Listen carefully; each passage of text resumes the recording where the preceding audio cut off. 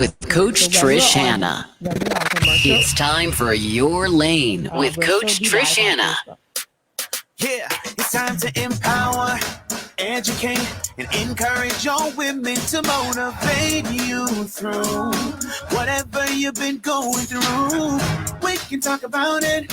We ain't passing no judgment. So don't be ashamed. It's all the same. Stay in your lane. Your lane. It's whatever your real life looks like. Stay in your lane. Come out the dark and don't be ashamed. Your lane. Let's have a conversation on what we face every day. Tune into Your Lane Talk Show. It makes us feel good just to know we're not alone. No more will we feel isolated and cast aside. I want you to come out the dark. Just don't be afraid of your heart. So don't be ashamed. It's all the same. Stay in your lane. Your lane.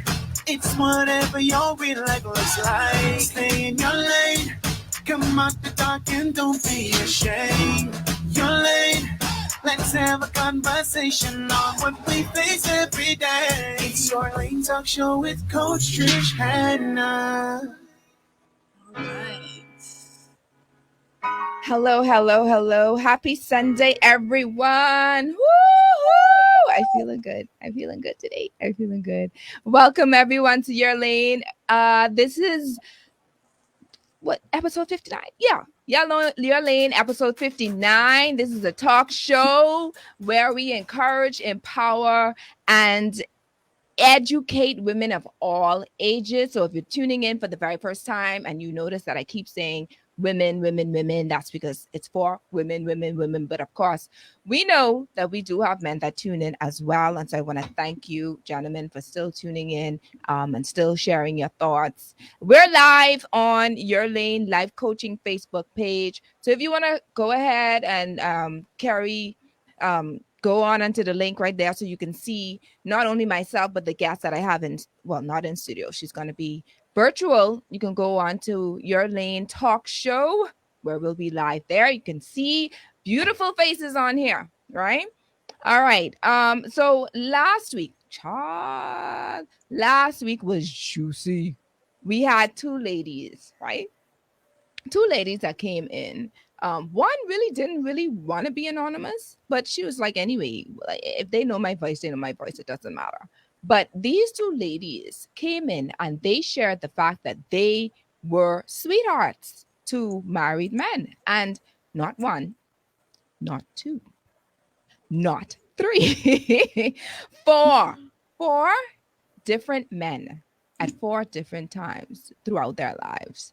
And they were able to share their experiences with each one of them. They shared their likes, their dislikes. They shared why they believe men cheat. They shared the benefits that sweethearts get when they do, have an affair with married men. And then, of course, they shared with the wives what they should and should not be doing. And let me tell you something. This show was so the response was so overwhelming that persons are asking not only for part 2, but I have persons volunteering to come in to talk and share their story. All right. You know how long I've been asking for people to come on the show to talk about this. I'm glad though. I'm glad that persons, first of all, are delivered from what they've been through. They're not ashamed of their past. They're able to share. And if it means having to help another wife along the way, or a woman along the way, go ahead. I'm all about that. All right. So if you haven't watched that particular show, you can go on YouTube and search Coach Trish Hanna, Your Lane, episode 58.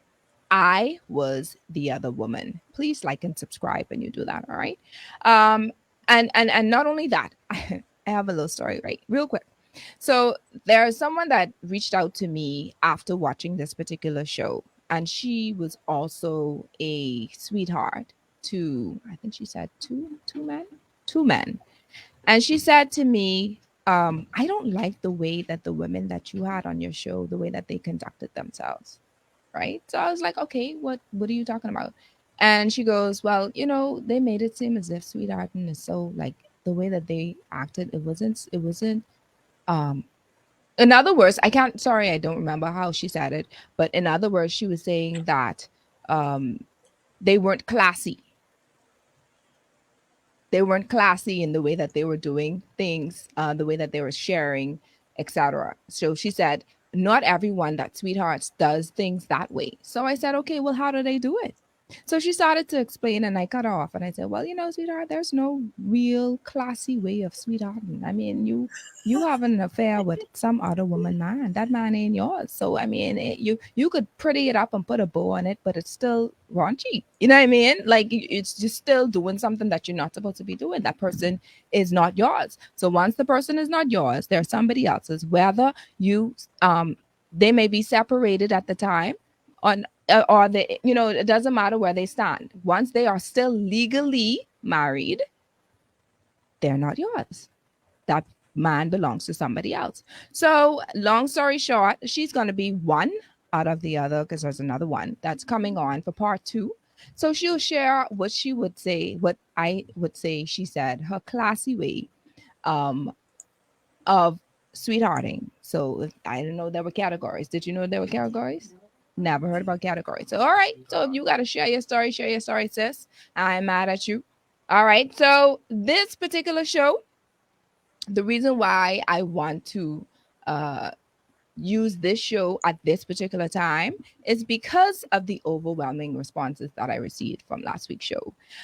We want to put what I would say a little bit of healing, give a little bit of healing, put a little bit of put a band-aid um, on the hurt and the pain of those women, because I actually also had wives that reach out um, to say that hope is not gone, hope is not lost. Yes, you've caught your husband cheating, but that doesn't mean that. I mean, that's up to you. If you want to go ahead and leave, that's fine. That's on you. But I'm referring to the ones who still want to stay. I'm referring to the ones who still want to stand for their marriages, the ones who still believe that there's hope, and even for the ones who want to still maintain that family, but then somehow they feel despondent, somehow they feel discouraged because naturally it doesn't seem as if anything is going to happen. The show is for you. So go ahead and call a loved one, call your friend, call your sister, call your neighbor, call every woman that you've heard. Everyone have that friend who's going through something in their marriage right now. Everyone has that friend, that sister who feels that, hey, I need some hope, I need some encouragement, I need something, I need someone to tell me that everything is going to be okay. And this is what this show is about today. This show is bringing hope to those who want to go ahead and push and to thrive and to move ahead, but they feel as if they don't know what else to do, where else to go, and who to turn to. All right. So my predictions of emotions for this episode, I would say 85% aha moments, 15% hair drops. And the 15% is only because there might be some people who may have had similar stories to what my guest is actually going to share today. And it may bring about a little trigger. I wanna say that you may be a little triggered by it. But I hope it doesn't bring you to a point where you don't want to listen anymore, because I can tell you there's hope at the end of the story. All right. So Your Lane, episode 59, Dealing with Trauma in Your Marriage, is brought to you by Airborne Freight and Cargo Services, John's Shoe Store and Accessories, Your Lane Life Coaching, Bahama Odds and Ends Party Supplies, Johnson & Johnson, distributed by Lowe's Wholesale, and Carey's Fabric and Uniform Store. Carey's Fabric and Uniform Store is fully stocked with ready-made uniforms and uniform fabrics for almost every school in the Bahamas. Carey's also has a large selection of Bahamian print fabrics. It's not too late, y'all. It's not too late. We got one more week left. Look your best on the road to 50. All right. Shop Carey's Fabric and Uniform Store today, located on Mackey Street. And if you want to call just before you head down there, the number to call is 393-0758. That's 393-0758. Carey's Fabric and Uniform Store. Well, summer's here. Grab your Johnson & Johnson skincare this summer during this month, which is the month of July. Purchase $15 or more of any Aveeno, Neutrogena, and Clean and Clear products and enter to win one of 3 amazing prizes: a $500 travel voucher, a $250 John Bull gift certificate, or a $150 Visa gift card. You can pop into any of the Lowe's pharmacies or other participating retailers. Promo ends July 31st. Beach, thank you for that little breeze. I feel that. Now to our introductions. Our guest for today is Maltoria Woodside. Maltoria Woodside is the founder of Empowering Wives Network. Empowering Wives was created so that Maltoria could effectively coach wives who are successful in their careers, businesses, or ministry who have found themselves in the fight for their marriage as a result of infidelity. As a result of her personal and group coaching courses and membership and mentorship, she has been able to help wives confront issues of rejection, shame, emotional wounds, and generational issues, which ultimately leads to emotional freedom that transforms and promotes personal growth, spiritual maturity, abundant living, and marital success. That's powerful. Meltoria is also an author. Her books include Healing and Deliverance for the Broken Wife, When Wives Fight, Families Win, The Trial, the Travail, the Triumph, The Praying Wife, An Introduction to Effective Prayer, and the power of her decrees, 101 Prophetic Declarations for Your Marriage and Family. That's supposed to be 101 prophetic declarations. That's sad. Maltoria Woodside, born and raised on the beautiful islands of the Bahamas, she is happily married to Yocasta Woodside Sr. Together, they have 5 sons. She is anointed to preach, teach, heal, and cast out devils. Maltoria has been mantled and commissioned by God to govern the family mountain to help wives fight for their marriage and family and restore hope to the hopeless. See, that's why we have her on the show, because this is what we need. This is the healing balm to last week's show. And I give God the glory for that. So, everyone, without further ado, let us welcome Maltoria Woodside. Hello. Hello, hello, hello. Listen, first of all, let me say hello, Bahamas. We out here doing this thing. 242. Yay. Hello, Coach Trish. Thank you for having me on today. Welcome to your Lane Talk Show. How are you? I am wonderful. I am blessed. I am honored and thankful to be able to be in this position, to be able to now help wives who have experienced that which I have experienced in the past. So it's an honor. Wow. It's an honor having you. I don't know if you had an opportunity to watch last week's show. Did you? Did? Yeah? Of course. Oh, okay. Just want to make sure. Oh, yes, you did say. Yes, you did mention. Yes. Yes, you did mention. So listen, we are, like I said, this is the healing balm. This is the hope. This is the encouragement to the wives of the husbands that committed adultery. All right. So we want to bring hope to them, and we want to bring encouragement to them. So just before we begin, I want to ask, first of all, because I didn't see this on here, how long have you been married? I have been married, let me see. I've been married 23 years. Wow. And my husband and I have been together 28 years. Awesome. So we are high school sweethearts. Mm-hmm. I love it. And at what year have things, if you can recall, have been, getting shaky in your marriage? Year 6. So that would have been about 2006. That things begin to, get crazy in my marriage. Mm-hmm. Well, I think that's when it was exposed. My marriage, things were happening, that I didn't know of before that time. Wow. So I'm glad that you're willing to share, first of all. And of course, just before the show, and it's something that I always tell my guests, please be as transparent as possible. I know I don't have to tell you that, right? But I'm just, just want to say it. Just let y'all know if y'all might be, y'all mouths might be like, oh, for true. Yes. That's the type of show we want today, because and these things happen.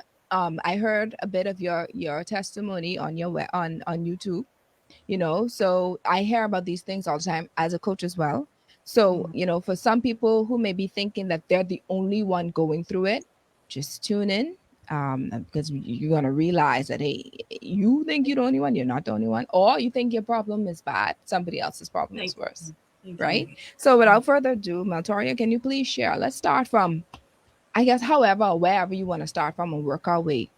I want to give a foundation on our relationship. I think that's important. My husband and I, we were young when we started dating. Okay, we ain't had no business. The the relationship that we had, it wasn't, on my part, it was, a young high school girl having a boyfriend. But 1 year turned into 2 years, 2 years turned into 5 years. We were dating. I got pregnant, had my first son.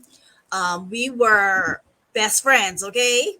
And when I say best friends, I'm talking about people who just meet a guy 2 days ago and you fall in love and you say that's your best friend, that's your soulmate. No, we actually have a foundation. We have time. We have experiences together.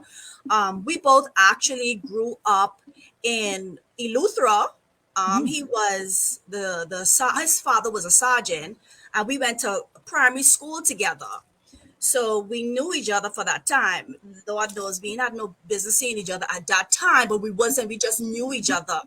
But when him and his father was transferred to Abaco, and of course seeing the new face, like wow, like we know them. We started to hang out together, and so that's like the foundation of our relationships. We were really friends.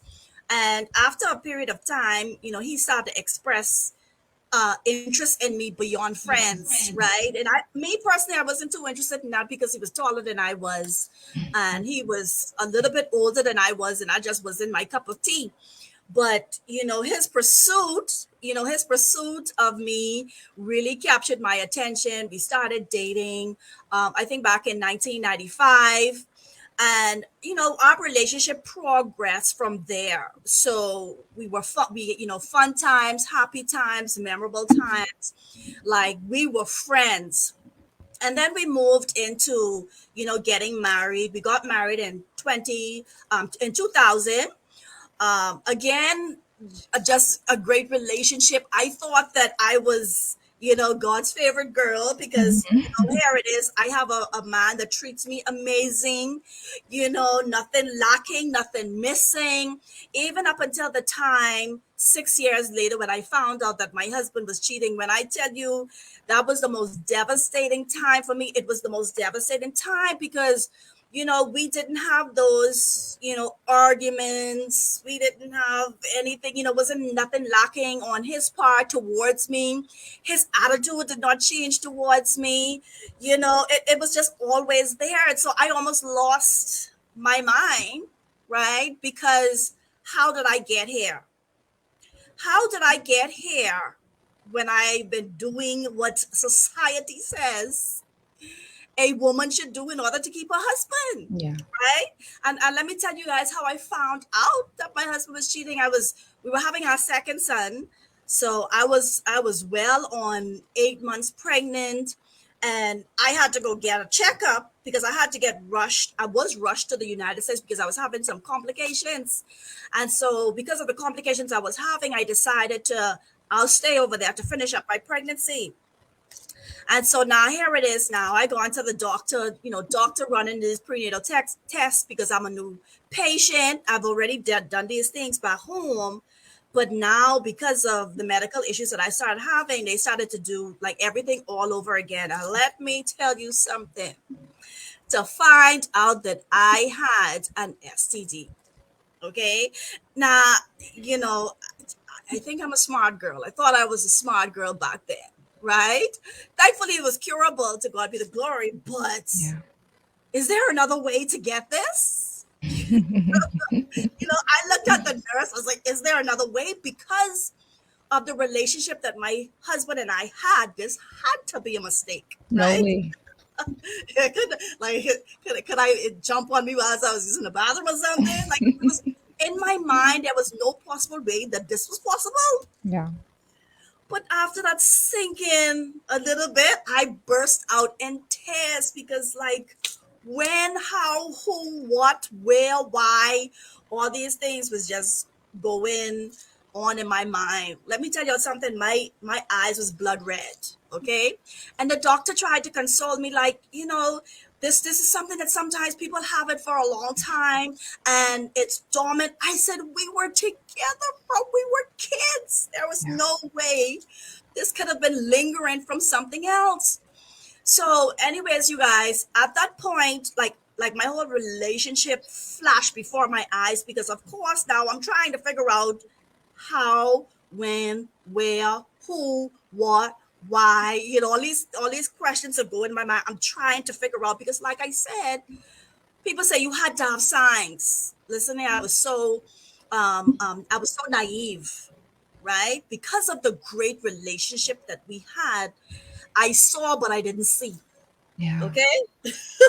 so anyways, with my life flashing before my eyes, my relationship flashing before my eyes, here comes the question: what am I going to do? Right? Nobody asked me. This is what I asked myself: what am I going to do? So I said in that moment, you know what, I'm not going to lose everything that we had over this, right? And in my head, I said I was gonna fight for my marriage, but to be honest, I didn't know what that looked like. Hmm. I didn't even know what that meant. Talking about I gonna fight for my marriage, but it was a decision that I made, within myself, and of course, with making that decision, and many wives out there, y'all know y'all quick to forgive your husband. That ain't a bad thing, right? But do we really know what that entails? Come on. Right? Do we know what is required? Do we really know what that means? But here is the awful thing. From that moment of exposure, it was the beginning of my days of walking through hell. Okay? Because all of Yeah. a sudden now, this man, who I think wasn't even capable of doing this, he turned into a whole different individual. Okay? I really thought I was sleeping with the devil, right? I thought that I was sleeping with the devil because there's no way this man who I've been with this 11 years is doing this now. I was just like in a shock. Yeah. I was in a shock, right? And then a few days, I think after that, I just woke up and I heard she's pregnant, right? And I was like, I woke up and I called him and I said, how could you do this to me? I said, because now she's going to be pregnant. And I called this young lady on the phone and I asked her, are you? And she said, yes. Hold And on, the hold on, hold on. Back up, back up, back up, back up, back up, back up, back up. You call yes, the woman on the phone. How does she yes. respond? Hold on. How does she respond to you? Well, let me tell you something.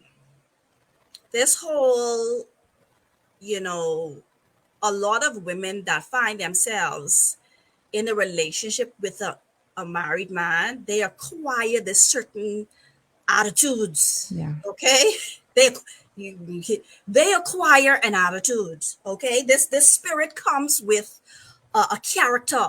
Brassy. Exactly. And that's the response that I get. I got a Mm. brassy response, a Mhm. don't care response, yeah, and so kind of Mhm. response, And I was devastated again, right? And I wanted to say that this isn't my husband's own, right? I wanted to say that she was sleeping around, but yeah, she was faithful to my husband. Okay, she was in a faithful relationship with my husband. Okay, and so We living in a small town. You all know how it is in the Bahamas. Everybody know everybody. And the most devastating thing is I was the last person to No. know. Okay, so now here it is. When people find out that I know, it's like, oh, I didn't know, I didn't know. Oh, yeah. And everybody's like, oh, this was happening. No, so now I get all kinds of stories now, you know. But there were some people in my life, you know, some genuine people that tried to tell me without telling me, and I didn't listen. Okay, and a reality is, again, going back to the type of relationship that me and my husband had, they saw this, so they knew it was going to be difficult to tell me. So I'm after the fact now, you know, fast forward, right? Fast forward now, I begin to realize, hold on, wait a minute. I remember my sister saying, you need to watch your husband. You need to watch your husband. And then my friend confronted him. You know, all is going on behind my back because they're trying to protect me. Yeah. You know, they try to deal with him behind, and she confronted him. And I was like, oh, what that was all about? Oh, she just was asking me a question, but about this particular person, but she misunderstand. She knew what's going on. She was trying to deal with that situation for me, Yeah. you know. But I did not. It was not receptive. And even though at this point I already know that I was getting cheated on, to really try to put the pieces together, okay? Because now I'm questioning myself. I'm questioning my whole existence. You know, I was making money. Let me tell you something. I did look good. Mhm. Okay, I was a kept woman, right? I kept myself, and I kept my house, and I kept my husband. Okay, Mhm. so I was kept, right? So now trying to evaluate to see where the cracks was, you know, I was just, it was like I was a zombie for a while because I couldn't pinpoint it. Right. And then sometimes we want to make up stuff about myself ourselves, or probably this and probably that and probably this and probably that. But yeah, I did that though. But how could I have done that better? Or what could I do different? You know, Mhm. and all these kind of things. So my self-esteem went from like a 10, you know, Deflated. Yeah. deflated like from a 10 to minus 10. And it was kind of difficult to, you know, be in a space where I am going to fight. I said we're going to fight for marriage. I'm going to stick with my husband, but living in a small community, right? Where now everybody knows she pregnant for my husband, and now we have to pass each other in the grocery store. And I got to see her at events. And Jesus. I with my husband and my kids, and then I had a young baby at the time, right? So I with my young baby and she expecting hers. So we had to pass. All that was just so devastating for me. I think that's a moment in time when I was shattered. Okay. Someone said it really plays on your mind. Absolutely. It plays on your mind. And I was a confident woman. That Mhm. confident went out the window very fast because now there is this comparison, right? How she look, how I look, what she get, what I get. And let me tell you something. During the course of my coaching career, I have found out that there has not been so much of upgrade going on, believe it or not, Mhm. right? People say, you know what, she should keep herself and this thing and the next thing. And I've dealt with women all over the world, okay? And they themselves find this situation, but how come? Because, like, how did he, that's not even his type. Like, how did he even choose her? Like, but what did he choose? Why? Right? So Yeah. there's this confusion going on. And for the small part of it, they want to say, well, she ain't look as good as the other woman, or she ain't handle her business like the other woman. Let me tell you on something. See, this is the thing what caused me in my days, looking at these physical aspects, It's more than that. right? The cooking, oh, you got to cook for your husband. She couldn't keep her husband because she couldn't cook. She probably wasn't keeping her house. Okay, I was keeping my house. And people that visit my house can tell you how I go from 9 to 5 and 9 to something. And I come home and I clean my house smelling good. I cook, Mhm. right? I cook good. Okay. I cook good, all that stuff like that, right? So now doing this, and my husband steps out. What is the issue? See, it ain't gonna do these physical things we talking about.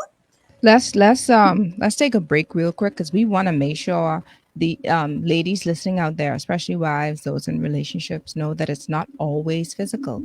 All right. And we want Maltoria tell us it ain't about the physical things like she said. But we're gonna take a real quick break. And after the break, we'll hear what really is. What is it? What is it? Because if you're cleaning house, you're well kept, you have the food on the table, why is he still going out there? Right after this.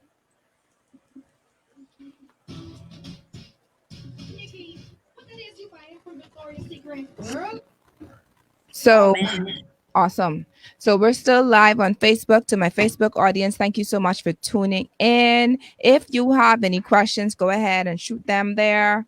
If there's something that you do not want to share and you want to be a little bit discreet, you can go ahead and text the number 1-242-376-8689. That's 1-242-376-8689, and I will read the messages out for you.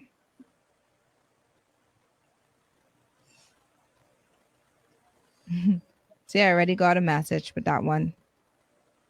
I already got a message in that little space of time. So yeah, man. We out here. We out here helping. We gotta help. We gotta help. We gotta do what we gotta do. How you feeling? Good. That's good. That's good. You know, tell the story about 1,000,000 times. That's all right. That's good. It's 1,000,001. This is 1,000,001. Good. Good. That's good. Beats you carrying on by today. I feel like I'm in the disco. Just today? I've never gotten these type of light speeds. I just put them back up in the place. Oh yeah. Well, I like it. It's nice.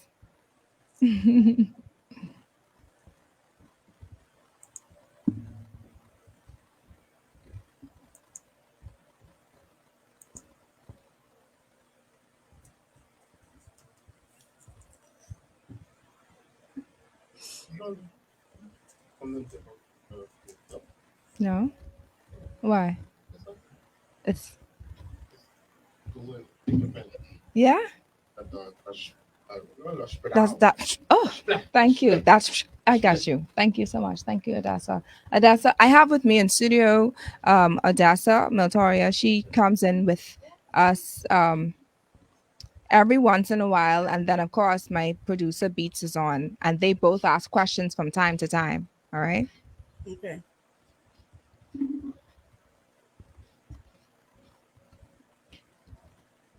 Welcome back. If you are joining us for the first time, we have with us as a guest Mrs. Maltoria Woodside. She is the founder of Empowering Wives Network. I could call her Coach Maltoria. I got Coach Maltoria, right? Because she coaches women from all over the world, international, helping them to heal, helping them to she confronts issues such as rejection and shame, and to help with the emotional wounds that women have after the result of infidelity in their marriages. So right now, as you are catching up or trying to catch up, she started to explain, share her story. Right, she shared her story about how she found out that her husband had committed adultery. And the hot, juicy part about this is she just had a baby, right? And just in the midst of that, she found out that her husband, that the sweetheart was also pregnant. Okay, man, now what y'all want to do? The text out in there. Let me, for those who don't want to call in, because we ain't doing no call-ins today, but if you want to text, the text number is 376-8689. Type the number in the chat, 376-8689. We're gonna read some text discreetly, because we don't want to let nobody, like Maltoria said, this is a small little island, this is a small country, we don't want everybody know our business. So if there's something that you want to share or a question that you want to ask, the text number is 376-8689. All right, but tell me, ladies, what would you have done if you found out that your husband got another woman pregnant? Okay, and for those who are on the Facebook chat live, if you want to go ahead and share what you would have done or think that you would have done, you can also share that. But here is this resilient lady. All right. There's a rainbow at the end of this. There is some gold at the end of this. So don't look at her sideways. All right. Because she earned her stripes. All right. So let's continue on because before we went on the break, she said, it ain't about keeping your house because she kept her house. It ain't about keeping yourself because she kept herself. It ain't about not cooking because she cooked. She's a Bahamian woman. She from Lutra. She that I know how to cook.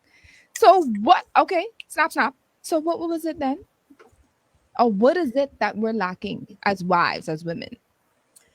Let me also input. I wasn't behind sexually. We were both sexually satisfied and we had lots of Bunnies. okay. let me put that in there, right? Just in case you think he going somewhere for something else. Okay. There was nothing missing. But so, we think that that's what it's all about. But here is the thing, you guys. Now, let me go back in the space that I was back then. I don't want to come to this healed space just as yet. Okay. So now all of this, now I've lost myself. I'm trying to now I found myself because I'm in my head comparing myself with the other woman. Now, in the midst of trying to deal with the fact that my husband cheated with this other woman, now I'm trying to find out what's so special about her because all these years, my husband never stepped out with me. All of a sudden, she come out here and to find out that she was not the only one. Okay. she was one, but she was not the only one. Right. And then come to find out it was not just only one, but possibly another one, right? Because now, like I tell you guys, everybody want to bring out the tea now. Everyone want to talk what they know, all the secrets and all this stuff want to start coming out. But to come, not just to find out that he was in a relationship with that girl. Okay, he possibly was in a relationship with another girl, right? And so I confronted him about this other girl that he was in a relationship with because, again, you guys, because of the relationship my husband and I had, he would be driving around with other women, hanging around with other women. I didn't care because, I felt that security. I thought that I was secured, right? So now here that everything is coming out, now that everything is hit the fan, okay, have you been with her? But something, at the time, I never got an answer about that. It was still up in the air. It was still a possibility. I didn't get an answer about that. But, I decided to that I'm forgiving my husband, but forgiving my husband was not easy because I was so broken, right? Trust takes a very long time to build, but it's very easily broken. So I was losing sleep. I was losing weight. I was losing hair. My stylist, because I just had baby and I snatched right back in the show. She's like, girl, you look so good. What you doing? I said, you don't want no part of this. You don't want this kind of diet. I ain't the diet for you. You don't want this, right? And so, and then they was trying to uncover, right? There is trying to uncover because you all know there is nothing like a woman on a mission to get answers. Okay. I was breaking an email like I some kind of IT tech, breaking passwords and breaking codes. Okay, to find out how serious this relationship was because my husband wasn't forthcoming on the seriousness of their relationship. I had to find receipts, documents, emails, right? Phone bill and communications. These are the things that I found to track to see how long they would have been in this relationship, right? And then to come to find out that it was more serious than where it was communicated with me, right? And then you all know how we go. We want to confront the other woman. Let me tell you something. Don't do that. Don't do that. That's a waste of time. Why we want to do what we want to find out from her for? She does not have you in the best interests. Okay, so I confronted her and listen here, she told me I was in a bubble, right? And everything outside that bubble is him and her. and see the way my confidence level was so low, everything what she say sounded like gospel. Right? So, anyways, you guys, just at this point now, the great relationship that we had progressively got worse and worse and worse. And my husband, in all our 11 years together, never laid a hand on me. Now that I'm confronting him about issues, he's getting more hostile. I remember because someone told me that my husband was trying to meet up with her. She gave me a voicemail pin.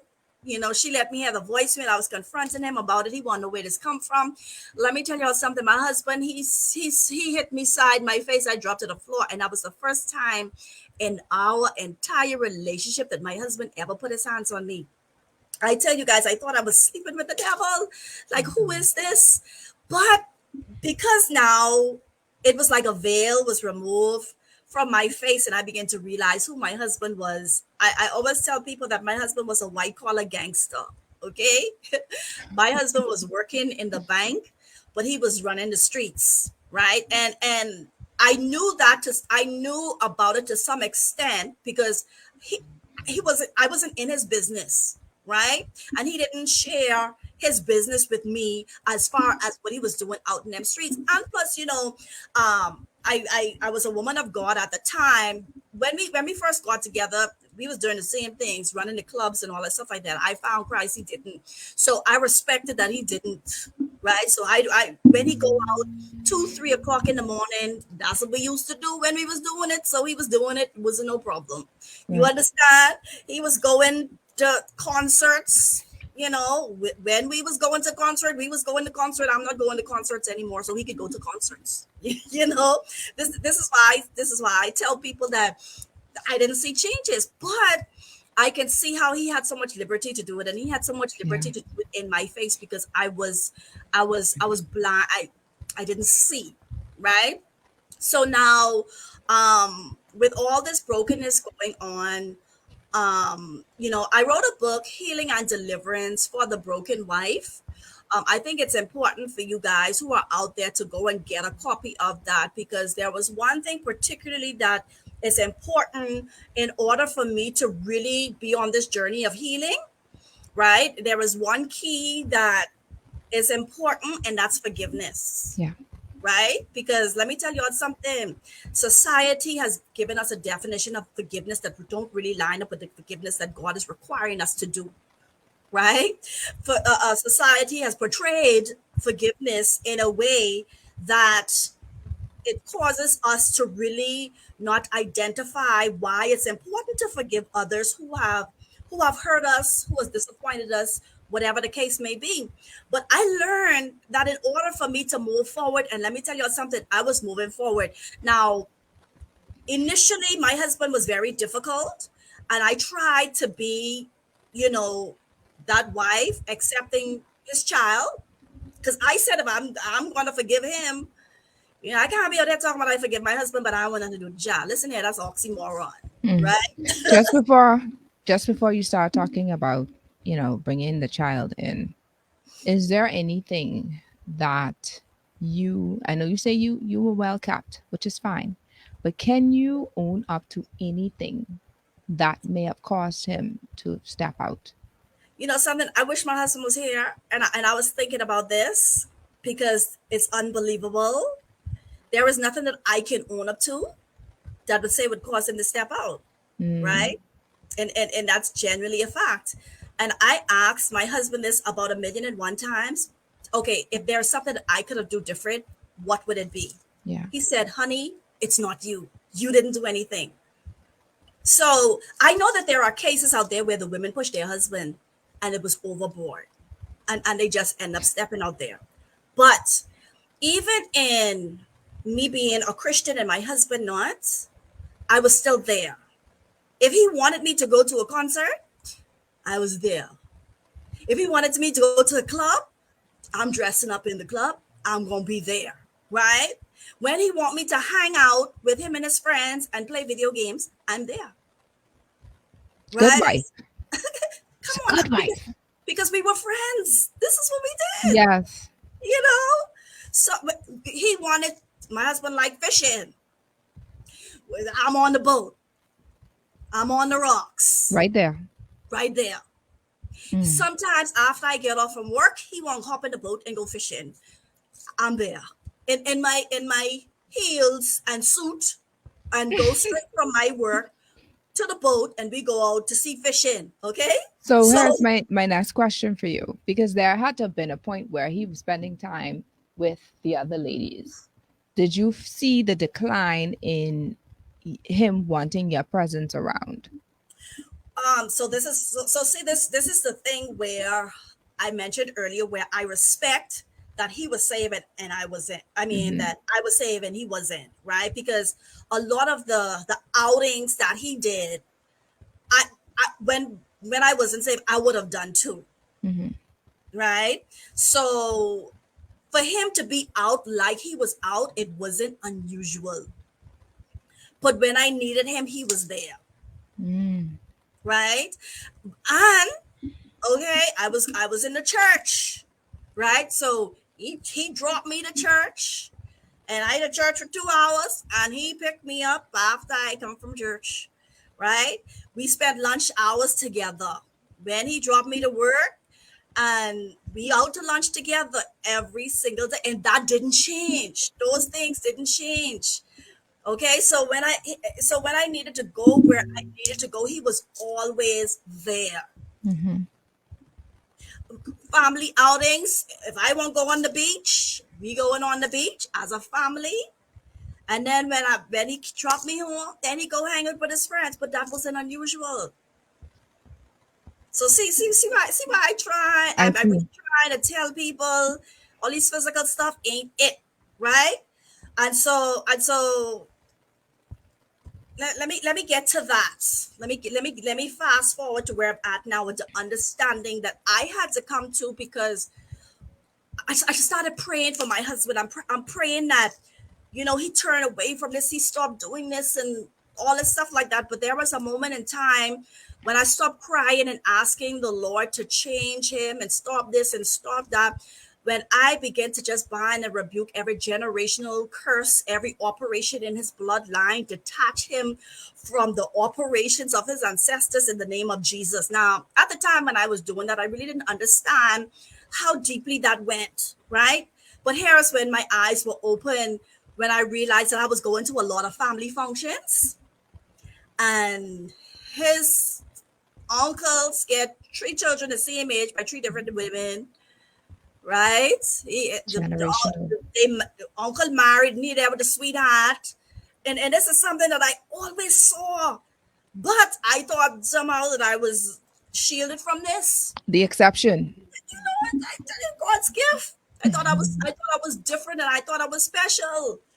Right? So now I really was able to, after years, to really understand, okay, it really wasn't me, because I still was like, what could I do? And I tried to do so much things differently. I used to go to the hairdresser every 2 weeks. I started going every week, because now I trying to fix myself up more as if it's more fixed up. Right? Why? Because society say you got to keep yourself. I'm like, how much more could I keep? So here it is now. I recognize that after a while that I was dealing with a spiritual issue, and spiritual issues cannot be dealt with by physically, right? Because guess what? I used to wear lingerie, right? I never went to bed in curlers. I went to bed in lingerie. Listen here, Victoria's Secret, right down every single night. Every night I went to bed a fresh woman every single night. Okay, let me tell you something. So this whole, what would you wear? Don't wear a bonnet and curler studying to keep your husband home. Because at this point in my day in life now, I don't even wear lingerie in my house anymore. I'm sorry. And I can tell you all why later on, because I can't handle that. It might mess up your education or your knowledge. Right? I don't wear lingerie now. Right?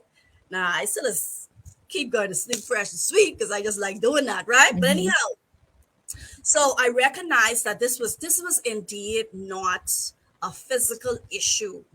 This was a spiritual issue. And see, some of you all might don't believe in that. But guess what? It being the truth and the fact is not based on what you believe and what you don't believe. It is what it is. It is what it is. It is what it is.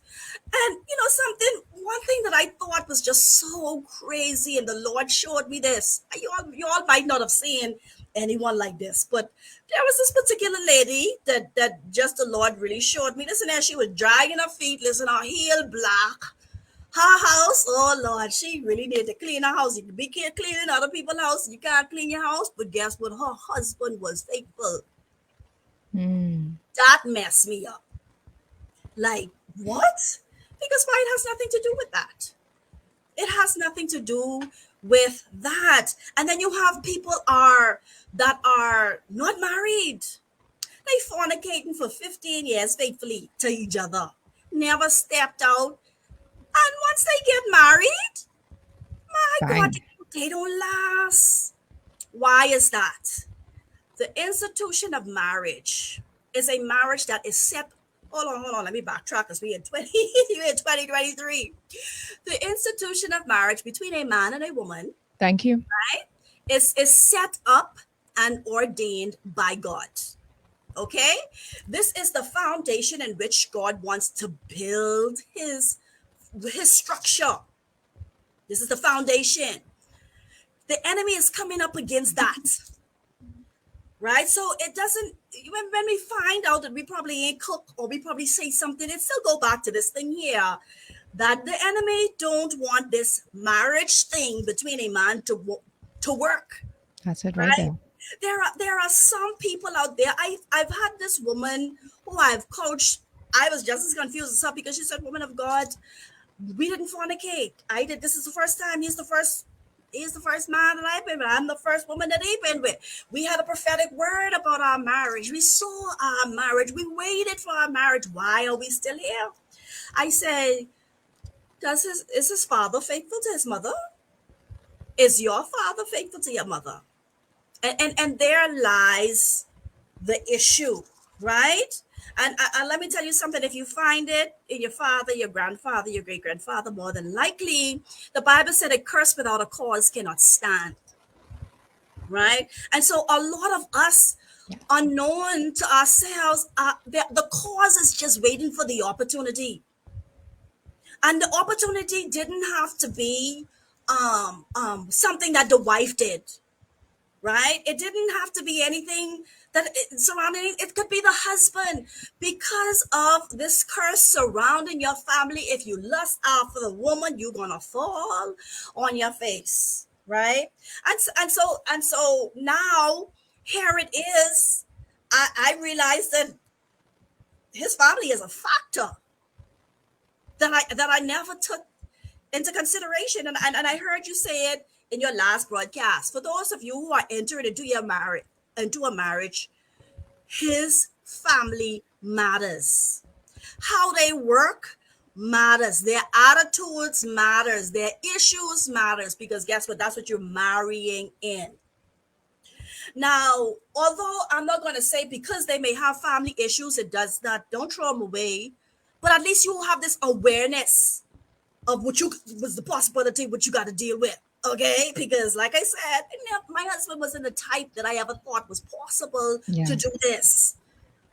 Right? But now, I got sense now. I look at to see what daddy people doing, what daddy brothers and sisters doing, what the grandfather, those things that I have to look at, because those things matters. Okay? Yes. And I don't care how much y'all talk about I in love. One thing that was not a factor in fighting for my marriage, one thing in being successful in the fight of my marriage, it was not love. Okay? Love does not keep a marriage. As a matter of fact, to be true and honest, the foundation of marriage should not include love, because it shouldn't be because I love him and he loved me, because the Bible never gave that as a foundation or a qualification for love. Because the Bible said, for this cause, a man shall leave his father and his mother and cling to his wife, and the two shall become one flesh. Mm-hmm. Now, the question is, what cause this is? To be fruitful, to multiply and replenish the earth, right? To have dominion. That's the cause. So you could find a stranger from Jabim and you say, hey, let's come together. Let's be fruitful. Let's multiply and let's replenish the earth. Let's have dominion as we were ordained to. They will be more successful than those who decide that they fall in love, right? Because a lot of people say, Maltoria, you were so strong. Listen here, the fight that I had to go through made me strong. Let's talk about, because we hear this all the time, the outside children. I don't want to say it like that, but that's the best way to put it for right now in this particular situation. Because at the end of the day, your husband's child as a wife, that's yours. Don't care how you, Y'all, don't care how y'all you don't put care. it. You could curl it up and pin it up and twist it around. That's yours, because whatever is his is yours. That's right. So let's talk about the process with that. Let's talk about how you felt. Let's talk about at what point you accepted it, and then whatever else that is laid upon your heart to talk to those people, women who may have an issue accepting the outside child. Well, first of all, let me start by saying the first time I saw this child, my husband we my husband asked me if I wanted to hold him. That time he was outside the Bahamas, is on rocky ground. I said no, thank you. That time in my head, I could have see him dropping and busting his head on the rocks there. Just being true story, Yeah. right? And I was still safe at that point too, Yeah. okay? But the hurt that was in my heart, like this would have been a real blessing for me at the time.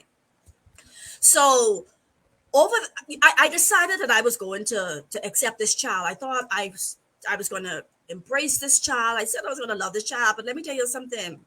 That actually happening right away, it couldn't, right? It couldn't happen because I was just so hurt. I was so broken.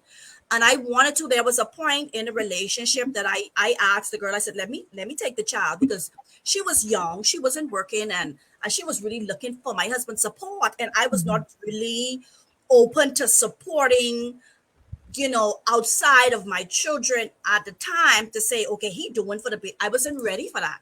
So, I was like, okay, give me the child. Let me keep the child. Right? You see the child. Let me keep the child, and I'll support the child like this. But I end up losing my job, and at the time I was the breadwinner, and I was like, I ain't got enough in my heart to sacrifice for all of us. So I returned to sender. Now I'm gonna go back, but but for a while there was a real gap in my husband and I really taking care of the child because of the mother's attitude, right? Because of there were still feelings with my husband. I'm not certain what my husband's feelings was, and at the time I couldn't really trust him, because we decided as a family, okay, this is what we're gonna do, but he wasn't really doing what we said we was gonna do, right? So I was like, backing off, right? I ain't trying to work with you no more, so I just backed off. But you know it wasn't too much of interaction, between my husband and the child. And I was really praying for the Lord to give him wisdom in how to deal with this, because I ain't had it. I was praying and asked the Lord to give it to my husband, so my husband could know what to do, because it's a situation that doesn't come with a user's manual, and you really need the wisdom of God to deal with it. But as time progressed, we were living on different islands. I was between Abaco and Eleuthera. My husband was living in Eleuthera, and I was being more open towards helping the child. So we sent a little money here, a little money there. There was a time when I was working and I was really interested in doing, but because of the mother's attitude, listen, I really held back on that, and she decided to put child support. I said, listen here, child support could be more than my son's shoes. So go ahead. But it was nothing that she could have done because my husband wasn't working. And I remember the social worker saying, Miss Woodside, are you willing? I said, nope. Nope, I'm not willing. I wasn't in that place. Now, fast forward, my family moved to America. We migrated to America. And that was a happy, sad moment for me, because I thought that I was distancing myself from the situation. Right. The child outside of our mind. Yeah, we could move forward. But let me tell you all something. I still was thinking about that child's well-being. I still was thinking about, is he okay? Is his needs met? It was like haunting me. Yeah. Right? So now there was a real gap in his age where time has passed and we was just out of the way.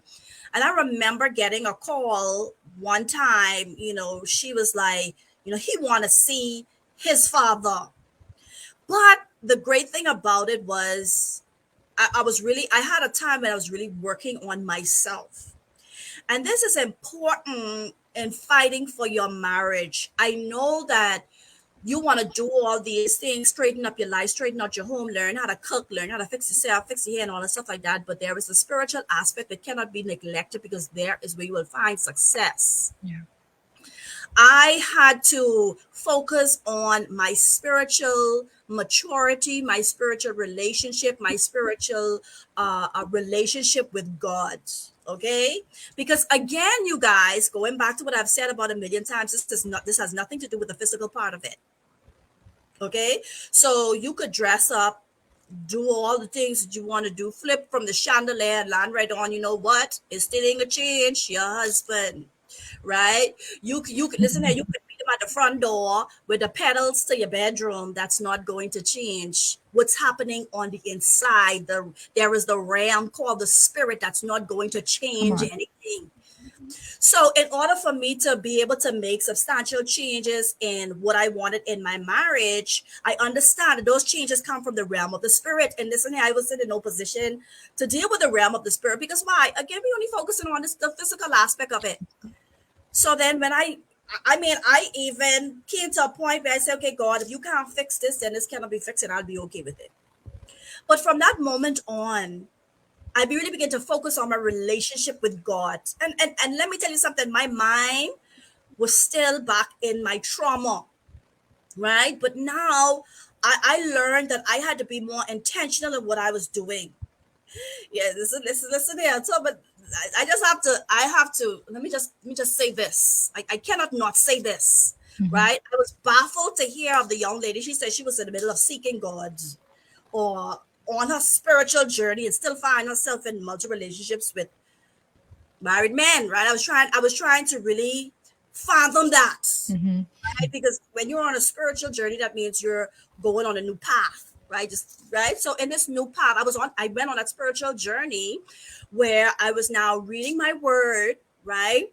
Beginning to really have that personal relationship with God, because we rely on what we're doing every Sunday, every Tuesday, every Wednesday Bible study, prayer meeting. We're relying on that fellowship.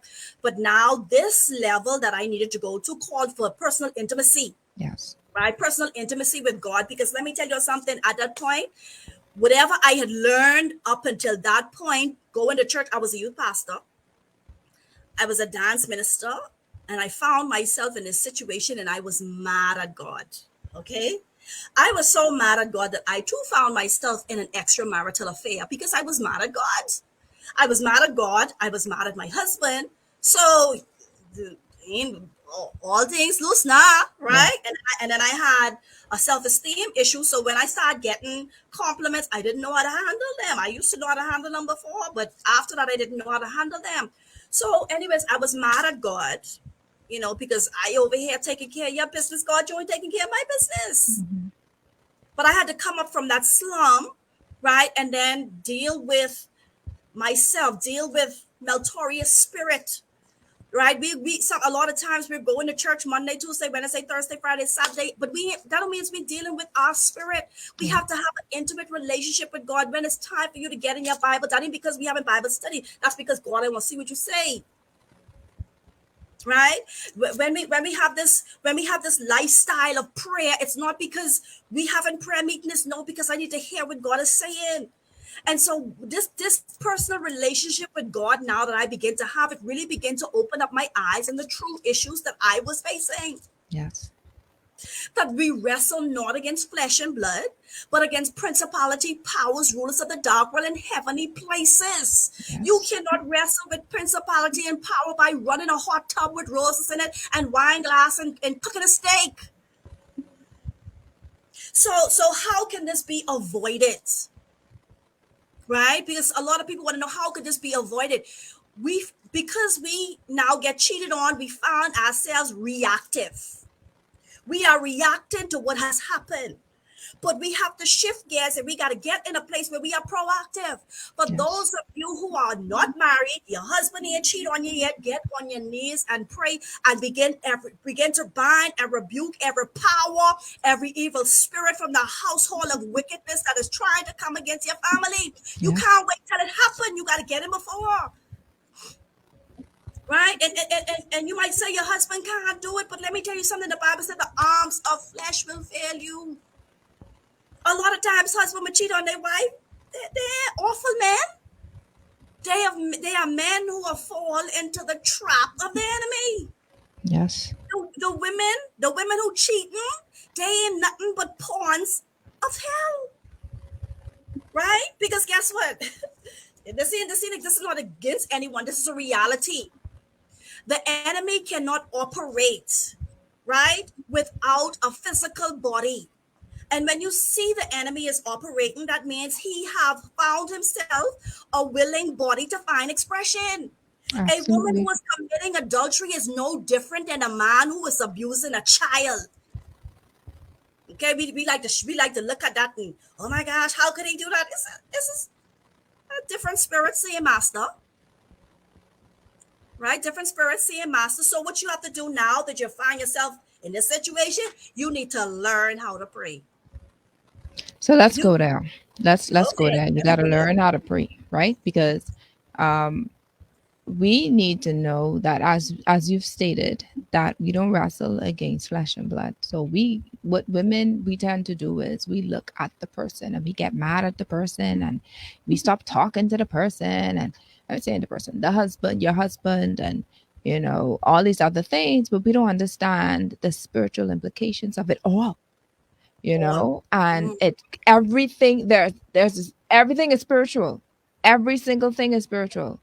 So if you don't understand that, then you are fighting the air, A losing battle. a losing battle, because you have to understand where the source or the root of it all come from. Exactly. So what we're going to do is we're going to take a break, according to my producer. We're going to take a break real quick, and then we're going to come back into what are some steps that wives can take to help with healing, to help with forgiveness, because we do have a few persons that responded. Someone in particular said, I struggle with unforgiveness. So we're gonna target those various issues that the wives who are listening and watching on Facebook are struggling with right now. All right, so let's take a break real quick, and then right after that we go straight into how we can fix this.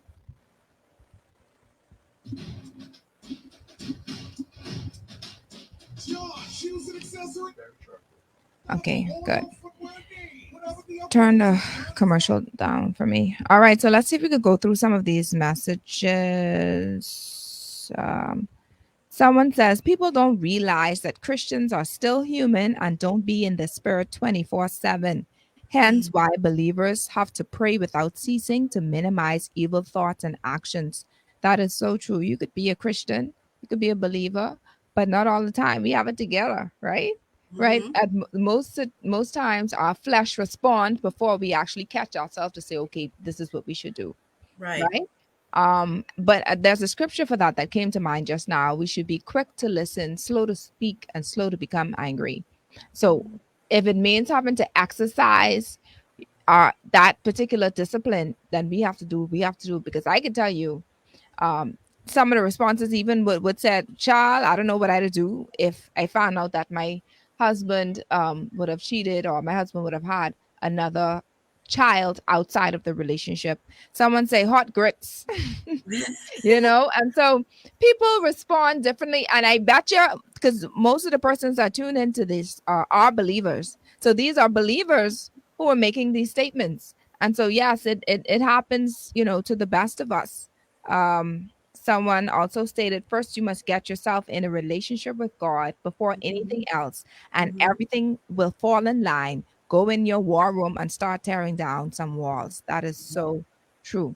You have Mm-hmm. to do that in situations like that. For those who have experienced it, you realize that huffing and puffing didn't do anything. Like, how's that working out for you? Getting mad and just not speaking to him, y'all sleeping in separate rooms and all these different things. How's that working out? You Right. know? The back on? Okay.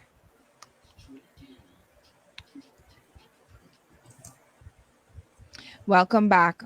So we found out the story from Maltoria, the struggles or the issues that she had leading up to where she is right now. Right. We found out that her husband had an outside child. We found out that she understood that what took place was spiritual. We found out that she's not the wife who would neglect her home, neglect her husband's needs, neglect the way that she kept herself. She was well kept. But then her husband still stepped out. We found out that if we were to ask her husband right now, what did Maltoria do or what didn't she do to cause this? He would then say, it wasn't her, it was me, right? You have some men who say that. It's not her fault. I did what I did. And in most cases, they can't even explain their reason. I don't know. I don't know. So here we are at this point where we want to know now, because the whole topic, the show is entitled Dealing with Trauma in Your Marriage, right? So how do we deal with this? Now we're at this point where we're able to understand that this is spiritual, because this is where we headed now. This is where we headed. So how do I cope with finding out that my husband cheated? And you have some persons or husbands who don't cheat just once, not twice, 3, 4, 5, 10 times. You know, you have some husbands who would probably would have cheated once, but then the wives still struggle with unforgiveness. They made a mistake, but their wives still ain't, they ain't forgiving them. They're not giving them what they want. They're not talking to them, etc. And so how do we deal with forgiveness? How do we deal with healing? How do we deal with restoration? Maltoria, let's see if we can get her back on screen. Okay. So I did mention, you guys, when I said, I told God, if you can't fix this, then it cannot be fixed and I will be okay with it. So that was the beginning of my journey of healing and deliverance, because I'm going to give you all practical things and I know y'all didn't want to hear it. They got to hear it. They got to hear it. I don't want to hear this. Practical things. I set a set time when I was meeting with God. Mm-hmm. And that time was my time to read the word. And that time was my time of prayer. Now, one thing that we're looking for the ABCD of it all, right? But here is something that is important. I could tell you every single thing that I did from A to Z, but it still won't help you. Because this is your situation. This is your husband. Your character is different. Your husband's character is different. But there is someone out there who can tell you exactly and pinpoint everything. And that's Holy Spirit. So in this time of setting time aside with God, reading my Bible, studying my Bible and prayer, the Lord began to reveal things to me. He began to heal my heart. A lot of people ask, okay, but how do I forgive, right? People think that forgiveness is something that you just say and it just, whoop, like some kind of wand. Forgiveness is something that you have to practice daily towards the people who have offended you. And so even though in my heart I wanted to forgive, when those memories began to come to me, when that pain began to come, I had to release that and say, you know what, I forgive them, or I move on, or I had to switch my thoughts, my way of thinking. And then I went through this process of actual deliverance, right? Let me tell you something. I went through this process of deliverance and I didn't even know it was a thing. Mm-hmm. I had to... Nobody came to me and said, Maltoria, please forgive me at this particular point. But I had to say, you know what? I forgive you. In my heart, I said, Lord, I forgive this person. Because let me tell y'all something. If you are struggling with unforgiveness from that point to right now, every single prayer that you pray in is being hindered. That's being hindered. Forgiveness is not an option. It's a command. So you have to see it as that. This is what is required of me, because guess what? Whether we believe it or not, there are some things in our lives that we need forgiveness for, right? When Jesus gave the format of prayer, he included that forgive us as we forgive those who trespass against us. There is no way that you could wake up any single day, no matter how saved you think you are, and not require forgiveness. Right? And so you have to every single day release them. And then you're going to come to a point where that forgiveness has actually happened. It's not an overnight thing. Not because you just say, I forgive them. You that's still a process. You still have to, when those thoughts come to your mind, when that feeling come to your heart, when you see that individual, you have to within yourself tell yourself, I forgive them. And just stop whatever you're thinking, because the enemy is going to run with your thoughts, and then you're going to think about how they hurt you, and then you could think about how deserving they are. Forgiveness is not for the offenders. It's not. I know we have been taught, because we think that if we forgive someone, we're giving them the green light to say that what they have done is okay, but it's not. Forgiveness is saying, okay, God, I am not allowing anything to come between me and you, and what you're going to do for me, and what I need you to do for me. That's what forgiveness does. So when you understand this, then it'll be easy for you to forgive, because I said that I am not allowing anybody to live rent free in my head. And so in order to do that, I had to forgive. I forgive. Listen here, there were relationships that I found out way after the fact. Let me tell you all how I found out that my husband had a 9-year-old child. Right? So he had this other situation that happened back in the day. I asked him about it. We had a whole fight about it, but it was never confirmed or denied. So now here it is, 9 years later. The particular individual who she had a baby, and the father at the time, he didn't feel like that was his child. Mhm. So he was in another relationship who pushed him to get a DNA test to find out that that particular child is not his, which caused her to say, oh, it's my husband's own. Right. So now my husband get a call, because, we live in America now. Yeah. And so now this is talk about our hometown, and come to find out, whoop, after I'm already on this journey of healing, I'm already ministering. Listen, I was mad at God again, because I said, God, why you tell me to come out here and deal with these women if I don't know if I can stay married to my husband? Jesus. But see, at this point in my life, I was in a different space spiritually, right? I knew, like, if I'm telling people how to deal with this, now it's time for me to put everything that I'm telling to the Into test. action. Mm-hmm. Right? All this advice that I'm giving that is helping women, it's time for me to put this all to the test. So what did I do? I made a decision that I'm not going to linger on this. I don't have another 9 years to give. All that pain, I don't have it. So let's move forward. So I moved on and accepted that child very quickly, because I was in a different spiritual space. I was in a spiritual space in my relationship with God. Let me tell you something. A lot of people, we really need to get serious with God. Come on. That's why when I hear someone saying they was on a spiritual journey and still starting a relationship, you ain't serious. You ain't serious. Well, or whatever that spiritual journey means. Because we have to learn how to do things that really contributes to building our spirit man, to be able to handle, the vials of the enemy, because the enemy is going to come. You talking about you find in Christ, he gonna test how you find in Christ. And if you continue to fail that test, you can continue to be back in the cycles that you're in. That's right. Let's read a comment here. A question: how do you forgive when they are most likely still being unfaithful? Finding it very challenging to do this when they mistake your kindness for weakness and still trying to play you. Okay, so see, back to what I said again.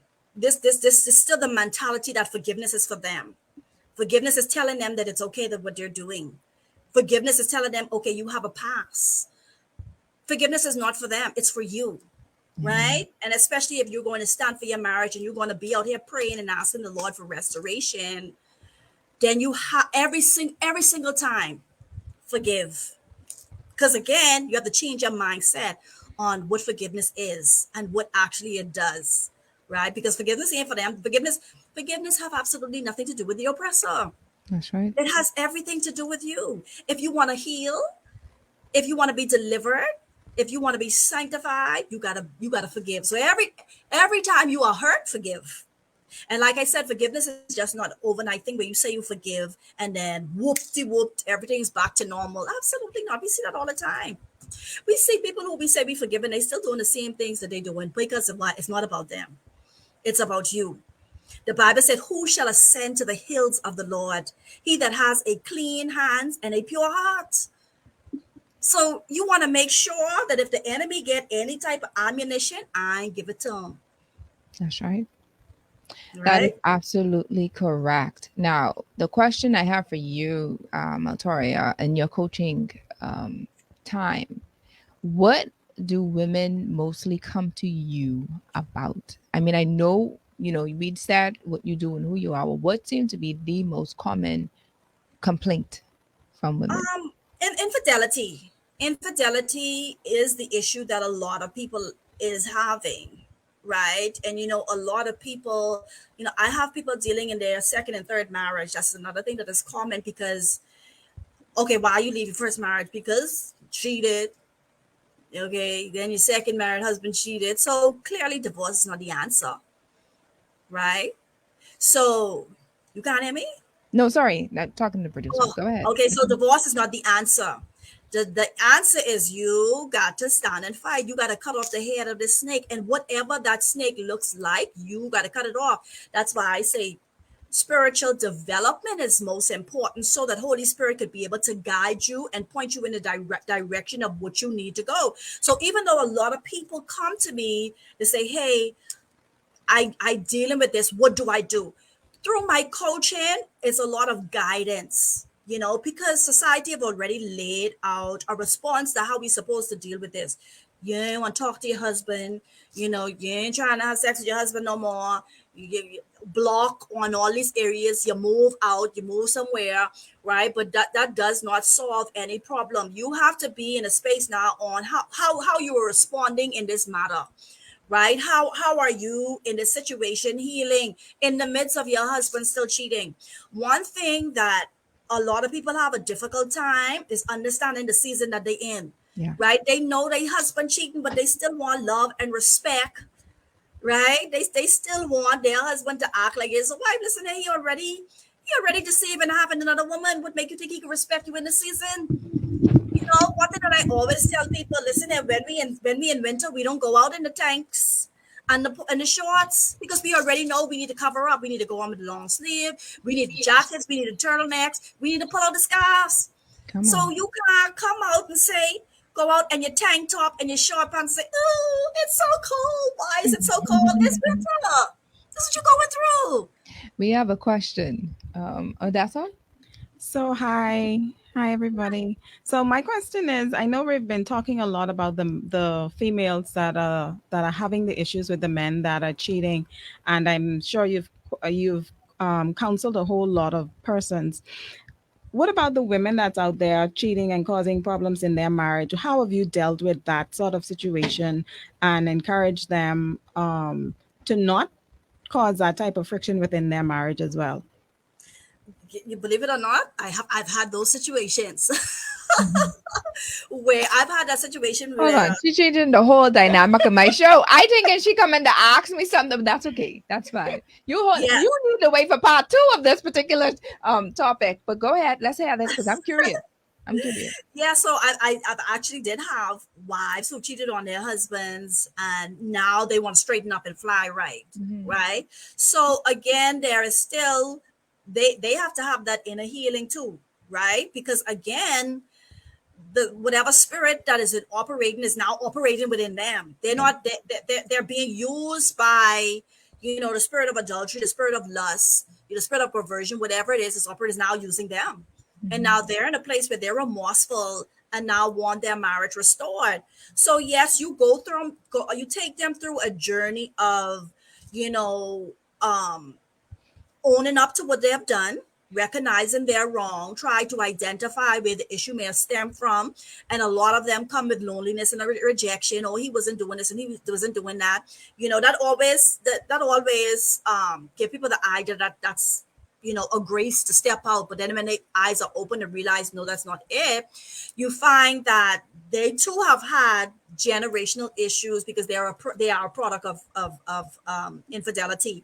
So Mhm. now they're having to deal with their generational issues, which is done again through prayer, right? What I would call deliverance prayer. Because let me tell you something: some people who talk about they delivered ain't delivered. That's Not right. because you said you don't do it no more, that means you are delivered. Deliverance is really a process of ridding or getting rid of a spirit or spirits that are operating on the inside of you. And some people think that they are delivered, but they're not. The spirit just ain't need to act right now. It just ain't need to move right now. You probably ain't see a man you encountered that you really care for yet, but wait, that same spirit that caused you to cheat before is still there. And that's why one of the things when I was fighting for my marriage that I recognized was really important for me to really war concerning my husband, because even though I was seeing transformation in my husband, let me tell you something. Like I say a long time ago, you want to really be successful, you got to learn how to pray. And so a lot of things that I was praying concerning my husband began to just manifest over a period of time. It wasn't overnight, right? So that's why you have to now have this endurance that I don't, whatever it is I pray for, I can pray until I get it, not until I tie it. So a lot of things. Let me put pause. Pray until you get it. But when you get it, you have to learn how to keep it. You got to protect it. That's what my mentor always said to me, to us. You have to protect it. So even when you get it, I know this ain't my time to talk yet, but even when you get that, you have to maintain it. You can't just lay on your laurels. You can't just rest on your laurels just because you see that improvement in him. You got to keep at it. You got to keep at it. And that's kind of one and the same with what I'm going to say, because I don't believe that this is a thing that I have to fight anymore because I've already dealt with it. Right? You know, when you're dealing with spirits, you got to make sure that you cut the head off the snake. And so even though a lot of things that I was praying for were manifesting, there was one thing on my heart that I always tell people is the goal: healing and deliverance. I don't care how much your husband is treating you great, treating you right, he still have to go through healing, and he still got to go through deliverance. Yes. Them demons got to be cast out. So that prayer, it have to be a focus. A lot of people, especially husbands who have left the home, when they come back in home, it's like, oh, my husband back. It ain't over. No. Until you could say that I have seen my husband delivered. And let me tell you something. As I was focusing on myself, I wasn't even focusing on my husband. I was focusing on me. And during that process, my husband was really seeing my growth, my process. He was seeing my deliverance. I was sharing it with him. I was telling him of deliverance episodes where I was just casting demons out of myself. And he was like, wow. And then he came to a place where he said, honey, help me.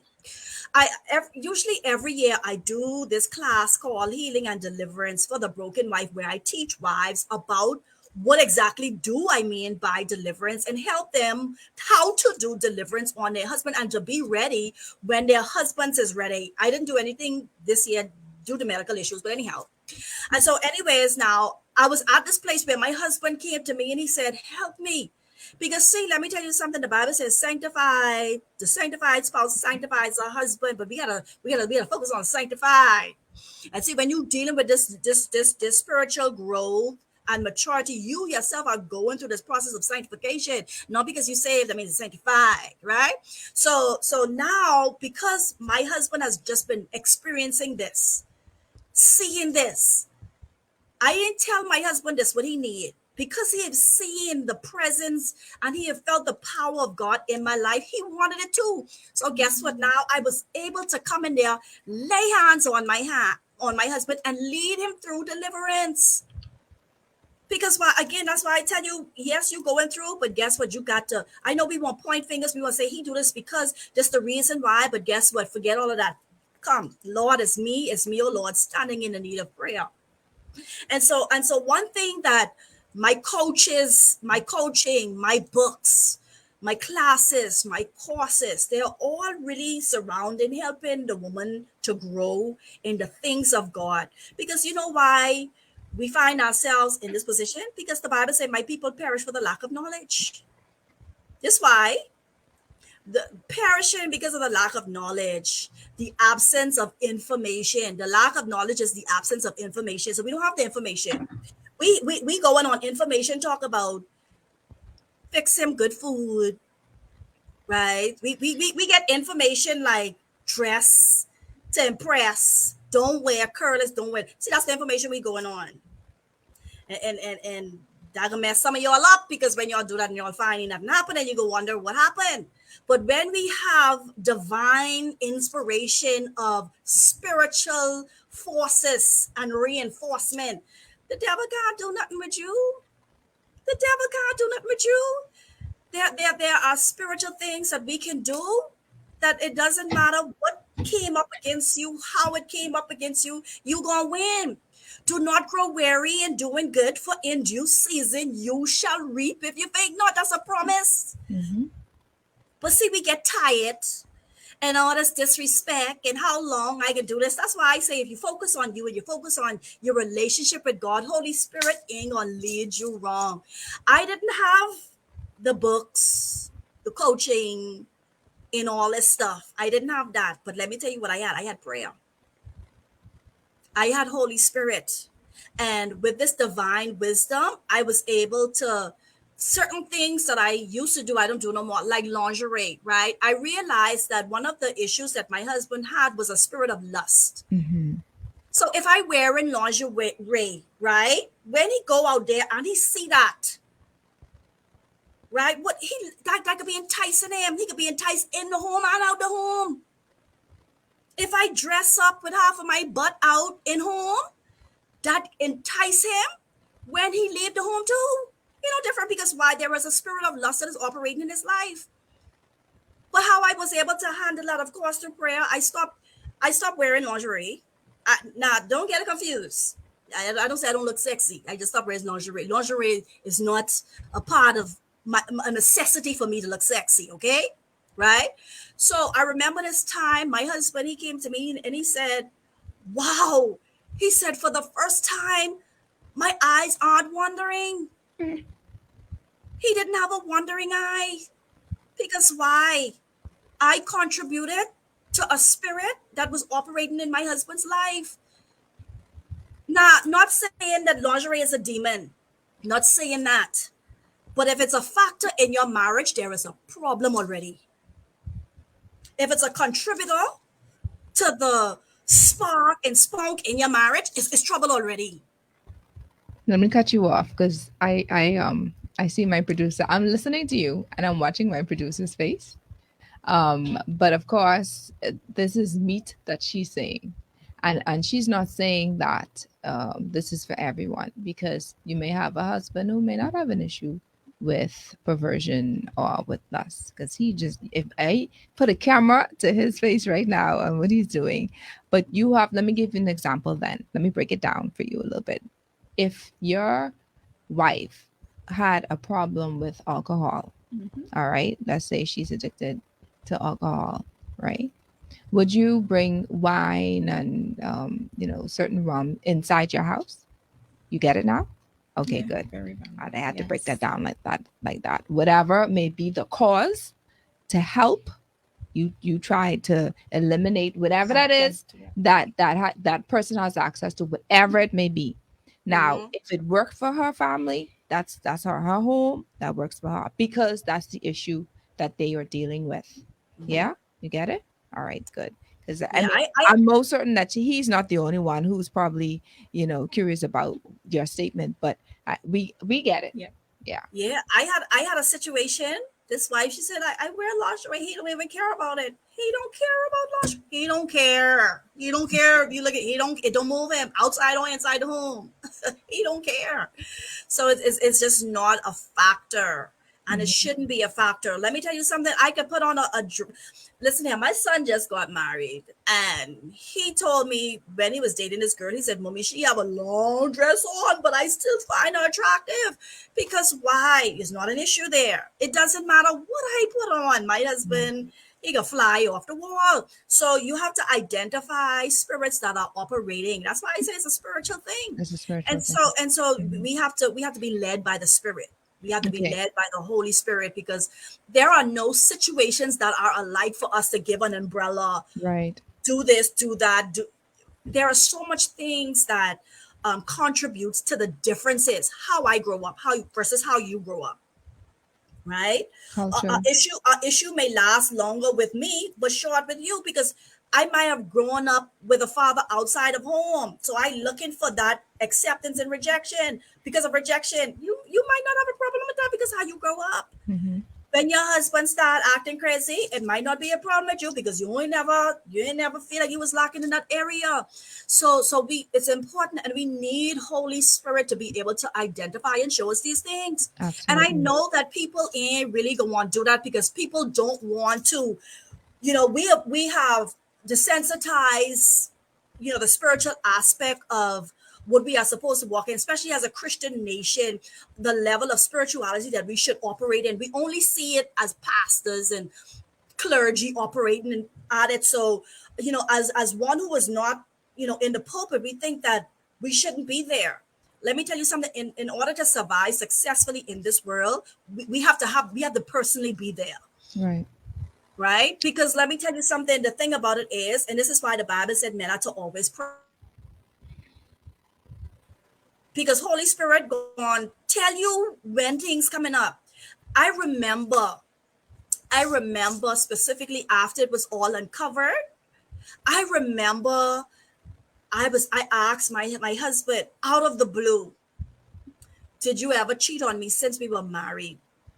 And he looked at me and he took a long to answer, and he said no, right? But after the fact, I realized Holy Spirit was showing me. But remember, I say I saw, but I didn't see. Yeah. Why? Because I already had my husband on his pedestal that he can do no wrong. And so I wasn't able to really act on it. That's why, it really messed me up. But thankfully, wherever you are in your marriage, in your restoration journey, right? Whatever you've done for the past 2 years and you feel it ain't working, that don't mean that it's over. It doesn't mean that it's not possible for your marriage to be restored. You just have to rest and reset. You have to start over again. Okay, what do I need to do now? Right? First of all, you need to make a decision if you're going to fight. I think it's important to make a decision because there's so much opinions out there. Oh, the Bible say because of this, and the Bible say, and you shouldn't do this. Oh, and he don't do that, and he ain't checking for you. You have to make a decision. Because once you make a decision, that's going to be the foundation of everything you do from now on. Everything is going to come up against that. But if you are certain and sure within your decision, just stick to it. And then you have to forgive. Everybody that hurt you is hurting you, gonna hurt you tomorrow. Every single day you wake up, you forgive them. Okay? Then you have to go on a journey. You have to go on a journey of opening your mind. And that's going to be getting some coaching. That's going to be reading some books. That is going to be elevating your thinking. Because our problem is just information. That's why we out here. I struggling to forgive because you think you're doing somebody a favor. This for you. You will benefit from this. This gonna help you. Then you got to figure out what God have out there for you. Because whilst I was focusing on God and the things of God, God was fixing my marriage. Because why? He said, seek ye first the kingdom of God and his righteousness, and all things will be added unto you. I'm at a place now where as far as my marriage, like I don't think about it. I don't worry about it because we have already passed that place where we're fighting for our marriage. We have, I don't want to go through what I've gone through again, but because of what we're going through, we are here today. Yes, Jesus. Amen. So just in closing, because we never really discussed, I think you said that he saw the change in you. And in that change, he wanted you to pray for him. But was there something prior to that caused him to draw closer to you? Or was that the actual step that led him further in your relationship, in the marriage? Well, prior to that, right, my husband he himself was already making necessary changes because, I was praying. We had relocated. I think that played a big factor, in our restoration. So he was already making changes that were great, but it wasn't it. Right. Right? Remember I said there's an ultimate goal in this place. If you find yourself where you all had infidelity, right? for whatever reason, you all had a marital issue, and you say you're standing for your marriage, the ultimate goal is healing and deliverance. If you don't really know the depths of that, then just follow me, because I do classes, coaching, all surrounding that. That's the end goal, because there are actually spirits that are operating, that is finding expression through our husbands, through the other women, that is causing this. Or it can be spirits operating our lives, because whatever it is, you're going to go through, because this is on your life. So we need to know how to battle these things. We have to have the information to be able to do it, because we're always looking for someone to do it for us. And this is why a lot of prayers don't be answered, because you praying, oh Lord, please do this. Oh Lord, please do that. But the Bible said, whatsoever you bind on earth shall be bound in heaven. So he's waiting for you to make the necessary moves. The Bible talks about he gave us power over all the power of the enemy. Some people out here worrying about witchcraft and worrying. That's a power of the enemy. So it ain't no different than anything. If it's work, if it's a power of the enemy, you have the power over it. You just have to, get yourself together. Stop focusing on the issue at hand, and I would say go to spiritual school. Go to spiritual school in terms of focusing on your personal growth, your personal development, and your relationship with God, because in that you're going to find healing. In that you are going to find the keys that are necessary for you to deal with the issues of your marriage. Because a lot of things, and you said something that is important, a lot of times we're dealing with the fruit, but we're not taking care of the root. Come on. And this is a spiritual and a physical principle. If you want to get rid of the tree, you could break it by the trunk all day. I get one stubborn tree in my yard right now. I try to dig it up to the root, because if you don't deal with that root, you're gonna always have a tree. Always. And let me tell you something. That thing is look dead until I get water. When I get water, I see green sprouts. I said, this demon Still there. You gotta go. It gotta go. It gotta go. So, Maltoria, because of time, because we could be talking and there's so much to say, and you have so much insight and so much wisdom stored in you because of your experience, because of your personal relationship with God. It's evident, the anointing of God is flowing through you even as you speak. And I know that women were empowered by by your words and your testimony. So I want to thank you, first of all, for being present. But I want to also ask that you share how you can be reached, all of your social media handles, etc., how persons can reach out to you. So my social media is Maltoria W. You can find that on Instagram, Maltoria Woodside on Facebook. You can reach me at my website, www.empoweringwives.com. You can find me on just like that. If you look for empoweringwives.com, Empowering Wives Network, you are going to find me. I'm also on YouTube, you guys. So if you have not found my YouTube channel, go on there, look up Maltoria Woodside, and make sure you all subscribe. I got a ton load of videos on there. And I think the first time I told my testimony is the best that I can ever tell it, because half of the things that I know today, I certainly didn't know there. Listen, I was so encouraged by your YouTube channel. Your YouTube channel is so powerful. Yes, and that's why I was able to hear your testimony. And please, ladies, if you are struggling, I am encouraging you. That's you. Okay. That's the producer actually playing your YouTube in the background. So if you heard a little bit of noise, that's him. But yes, I was extremely I was like, oh yes, we gotta have her on the show, because there's no way that we can talk about the sweethearts on the show and then just leave it open and exposed just like that. We have to find someone to come and help with healing, someone to come and help with forgiveness for the wives that are tuning in. And you were the perfect person. I can't even think of anyone else that can actually come here and do exactly what you did in the way that you did it. And so I want to say thank you so much for that. Thank you, thank you, thank you. And so just before we close, I want to do the talk to the audience moment. And I don't even really have to say much, but of course, these points were already written prior to the show. And so I'm going to go ahead, and most of these things were already stated. And one of the first things that I want to, speak about talking again to those engaged to be married, talking again to those who have not, in the process of thinking, have not been married yet, did not say I do yet. For goodness sake, I have to reiterate this. Go and do your homework. Go and do your homework.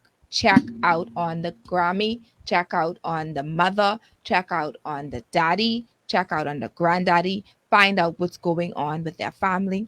Look at the way that they deal with their finances. Look at the way that they're, what are their beliefs? Because if you find out, I don't care, this person might be saved, that's good, because you'd be like, okay, well, we're equally yoked. He's a believer, I'm a believer. That's fine. That's fine.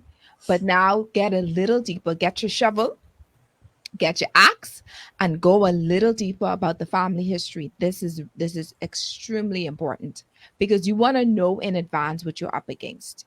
Don't think that because this happened to the granddaddy or it happened to the daddy, that it's not going to happen to the son. I've seen it. And just like Maltoria, I've heard it from other people as well.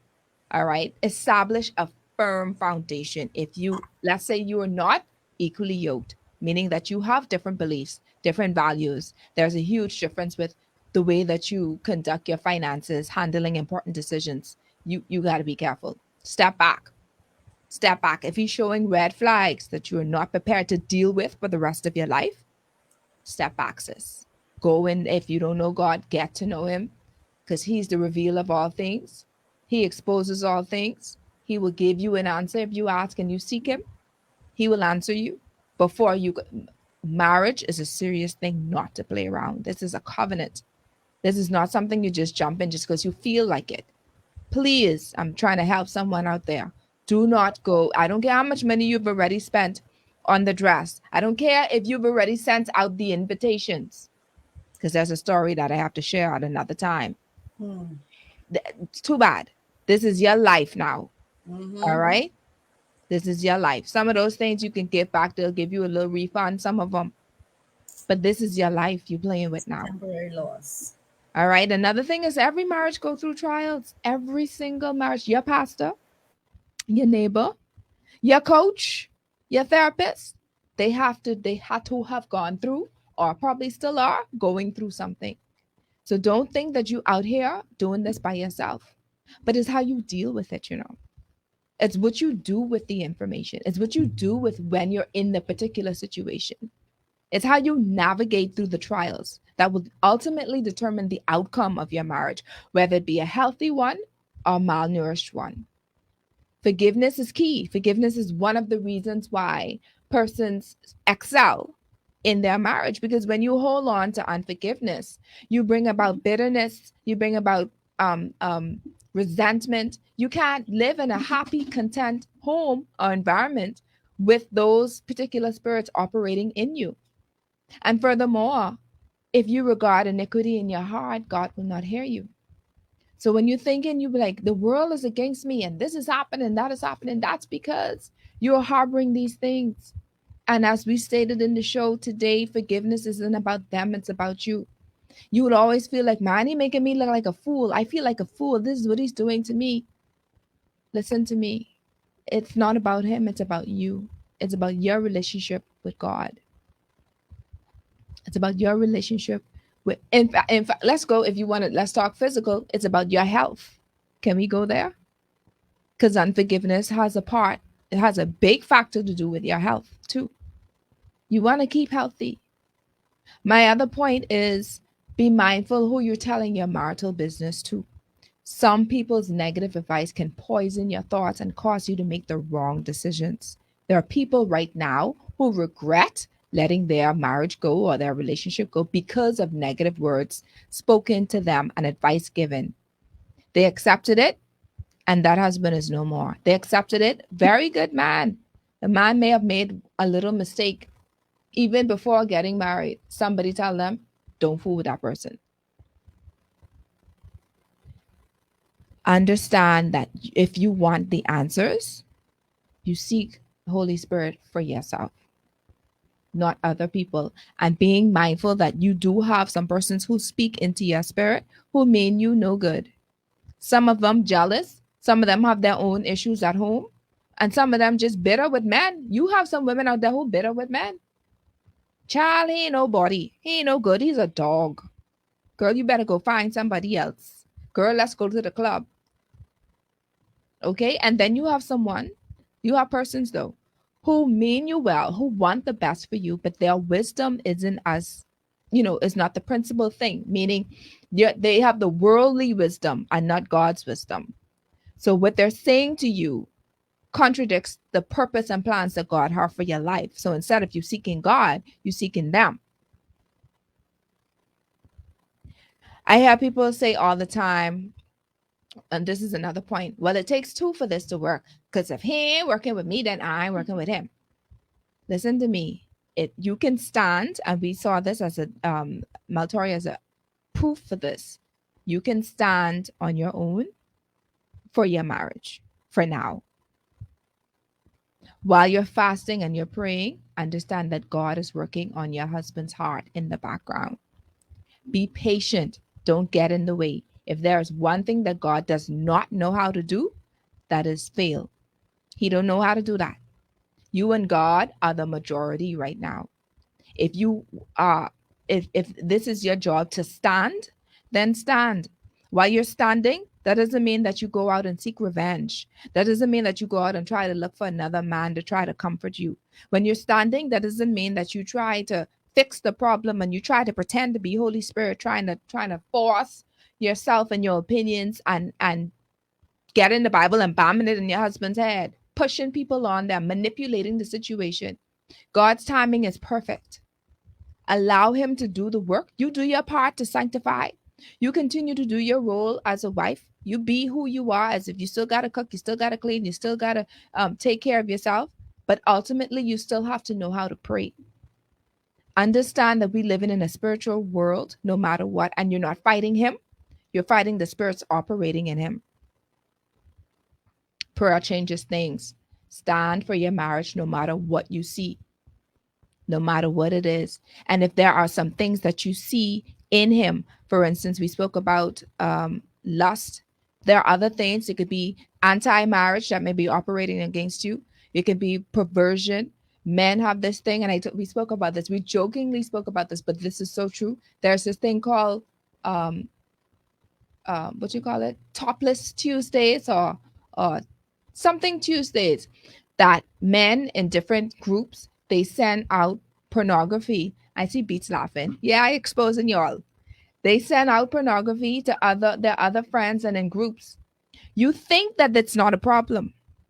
It is a problem, because the moment you expose yourself to pornography, the moment the spirit of lust comes in and it locks itself, and then when you see lust comes in, it comes in with so many other things. Perversion comes in. And after that, you find out, you're trying to figure out, as a man, for those men who are listening, you're trying to figure out why I'm looking at other women so much when my wife is right at home and she's doing all the necessary things possible to maintain my family and sustain my family. It's those little foxes, okay? Those simple things. When you have the power to tell the persons in your group, hey, don't send that. You persons who sending it to you directly, don't send that. And you think it's funny. You think it's just funny just for someone to send the stuff and it's okay and it's cool, but it's not. I had to make that point. I see Beats just carrying on dead bad behind me, y'all. He carrying on dead bad. I'm going to end with something God asked me one time. This was a beautiful Monday morning. I was making up the bed. He said to me, if your husband was depending on your prayers to save his life, would he live or would he die? And that was a blow to me. That was a blow. And so I am asking you that same question for those who are listening. If your husband, no matter where he is, he may not be doing wrong. It's the mere fact that he needs your prayers right now. He's operating perhaps as a pastor, as a prominent person in the country. He's operating as a businessman. However, whatever he is, if he's depending on our prayers to live, would he live? Or your prayer to live, would he live or would he die? Get on your knees and pray for your husband.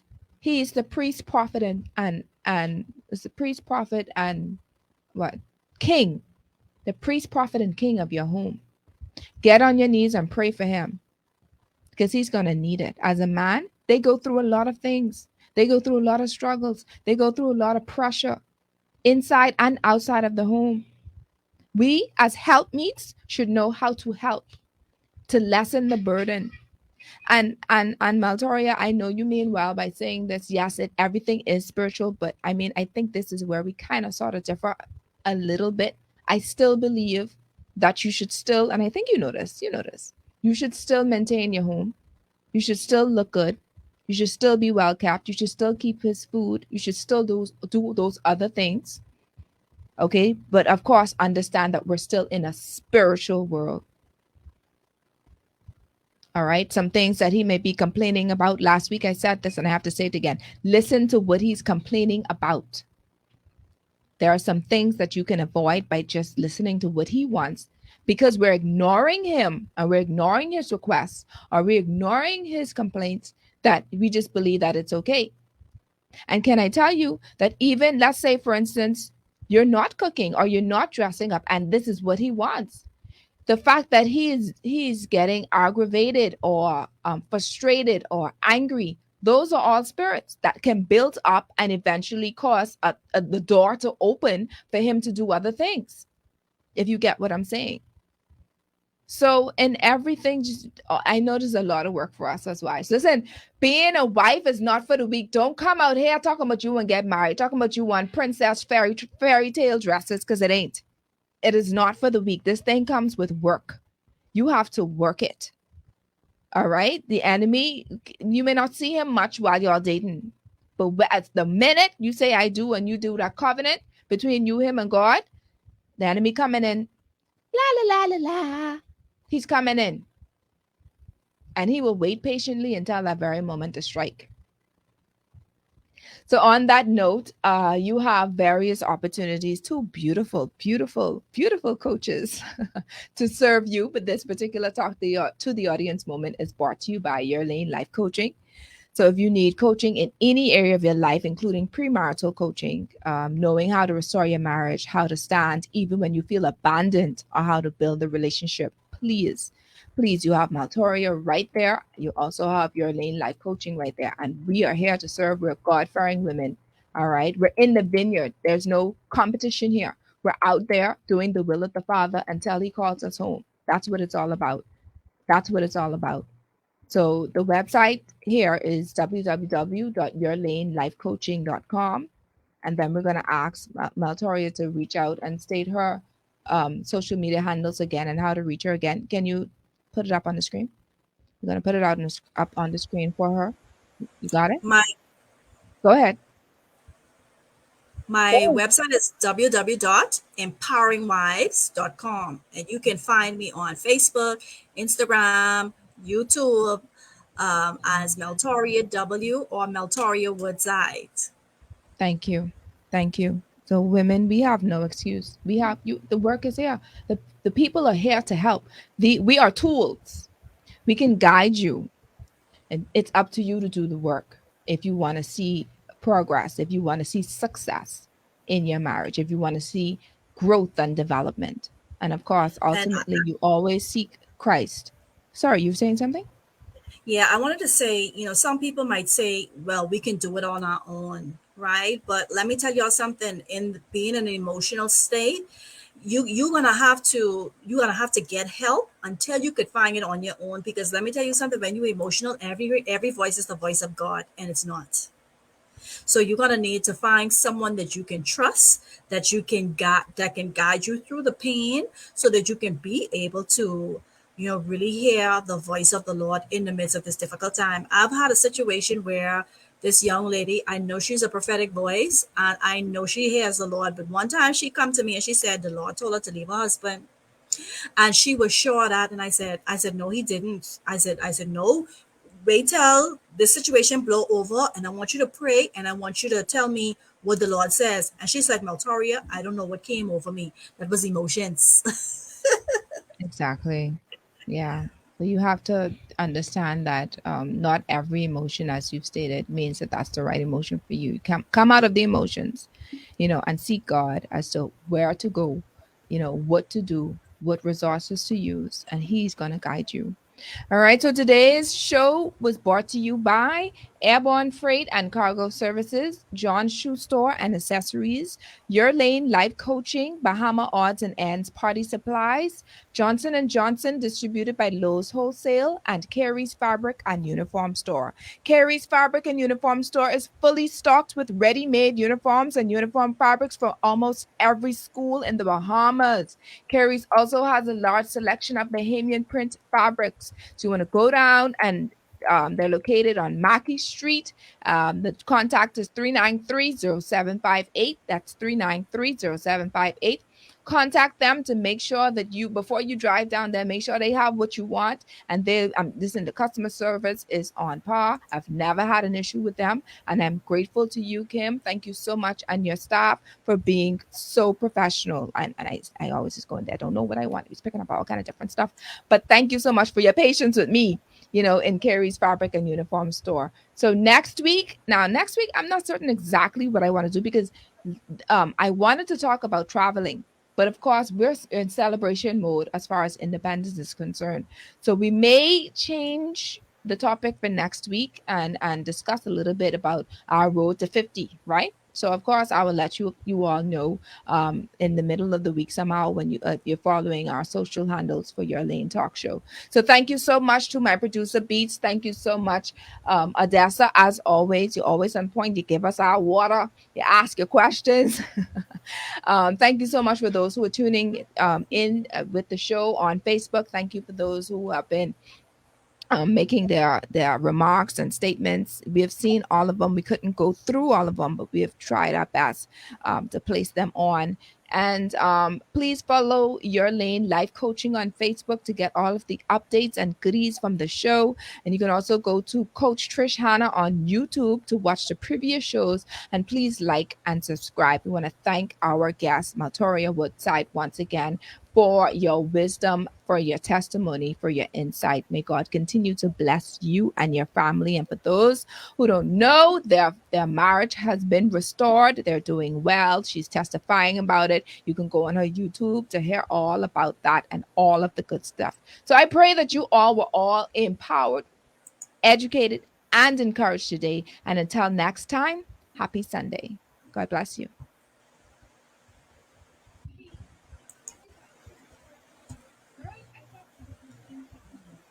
Blessings to you on Facebook. Thank you so much, everyone, for tuning in. See you next week. Blessings.